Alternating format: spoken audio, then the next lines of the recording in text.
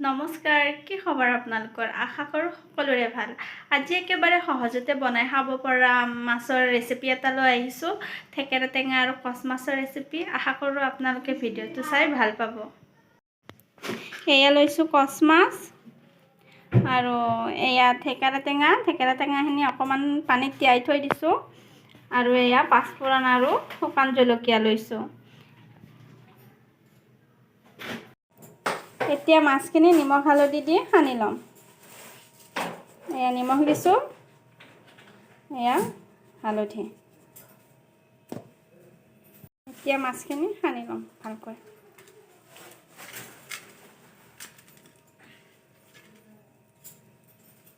আমাৰ মাছখিনি সানি লোৱা হৈ গ'ল। এতিয়া কেৰাহীত তেল দিম। তেল বেছি নিদিওঁ, অকণমানে দিম যিহেতু কচ মাছৰ তেল থাকে। তেলখিনি অকণমান গৰম হ'ব দিম। তেলখিনি গৰম হোৱাৰ পাছত এয়া মাছখিনি দি দিম। পিছতকৈ গোটেইখিনি দি দিম।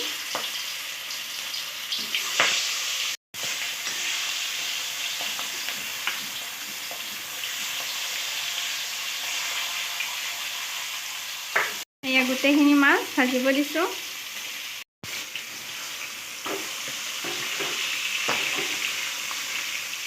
এতিয়া মাছখিনি ওলটাই ল'ম।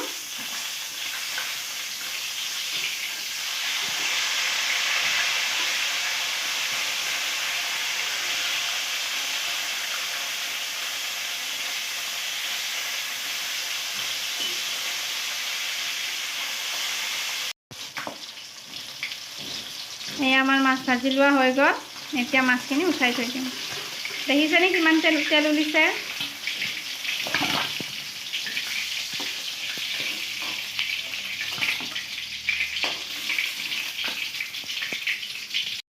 মাছ ভাজি লোৱা হৈ গ'ল। এতিয়া এইখিনি তেলতে দিম পাঁচফোৰণ, শুকান জলকীয়া দিম। এই পাঁচফোৰণ আৰু শুকান জলকীয়াখিনি ভালকৈ অকণমান ভাজি ল'ম। আমাৰ শুকান জলকীয়া ভাজি লোৱা হৈ গ'ল। ইয়াতে এতিয়া দি দিম থেকেৰা টেঙাখিনি।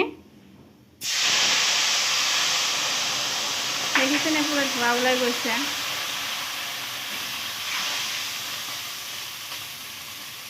এতিয়া ইয়াতে পানী দিম।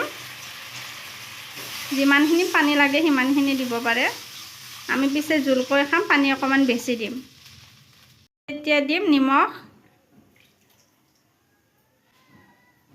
এয়া হালধি দিছোঁ। ইয়াতে দিম এতিয়া আটাৰ গুড়ি, পানী দি মিক্স কৰি লৈছোঁ। আপোনালোকে চাউলৰ গুড়িও দিব পাৰে। আমাৰ ঘৰত চাউলৰ গুড়ি নাছিল বাবে আটাৰ গুড়িকে দি দিলোঁ। দেখিছেনে ৰংটো কিমান ধুনীয়া হৈছে। এতিয়া এইখিনি ভালকৈ উতল আহিব দিম। আপোনালোকে কচ মাছ খাই ভাল পায় নে নাপায়? আমি পিছে কচ মাছ খাই বহুত ভাল পাওঁ। বিশেষকৈ ঘৰত মই বেছি ভাল পাওঁ কচ মাছ খাই।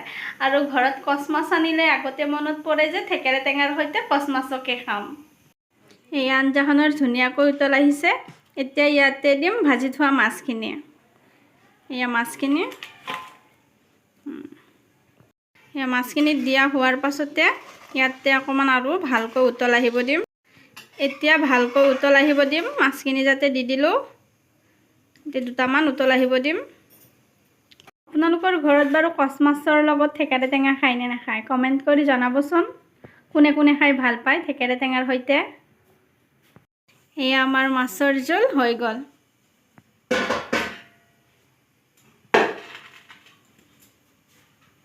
এতিয়া গেছটো বন্ধ কৰি দিম। এয়া কিমান ধুনীয়া ৰং উঠিছে। খাই পেলাই আৰু মজা লাগিব।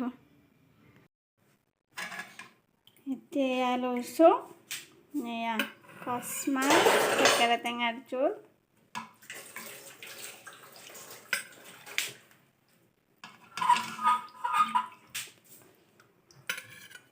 আপোনালোকে এনেকৈ ঘৰত বনাই খাবচোন। খাবলৈ বহুত সোৱাদ লাগে। এয়া গৰম গৰম ভাত, এয়া মাছৰ টেঙাৰ জোল আৰু এইফালে এয়া ইপিচ মাছ ভাজি লৈছোঁ। এতিয়া খোৱাৰে কথা আৰু আপোনালোকে ভিডিঅ'টো চাই কেনেকুৱা পালে জনাবচোন।